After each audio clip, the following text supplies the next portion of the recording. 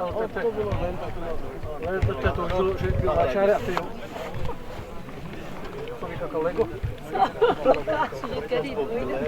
Tak či Lego fúka, víš? Člověk musí chtěl mít tak vytočit. Kdo? Malik? Však říkají, co líká. Sekundová reakcia? Počkaj. Ready?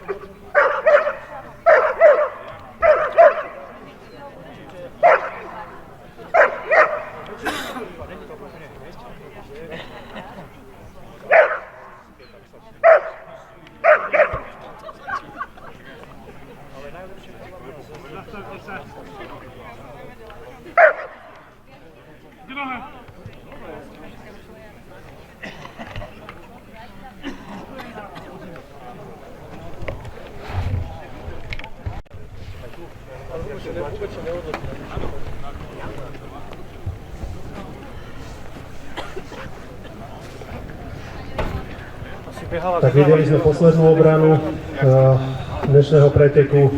Chcem sa poďakovať figurantom Lukášovi Čurilovi a Peťovi Marčišovskému za dobre predvedené výkony. Rozkejte mi, ako mám rád.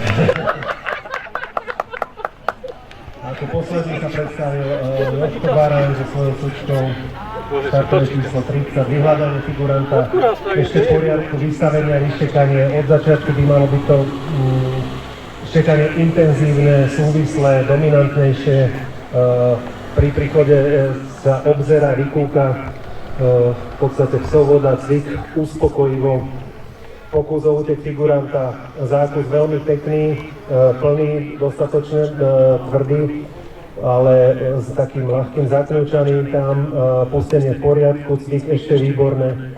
Obrana psa pri strážení, v podstate to isté, zákus veľmi pekný, tvrdý, ale tam už bolo väčšie také zavrčanie. Pustenie v poriadku, cvik ešte výborne. Útok na psa z pohybu by mohol byť razantnejší, zákus bol dostatočne plný, znova si zavrčiť v zákuse, pustenie v poriadku, pri príchode psovoda sa výraznejšie obzrie.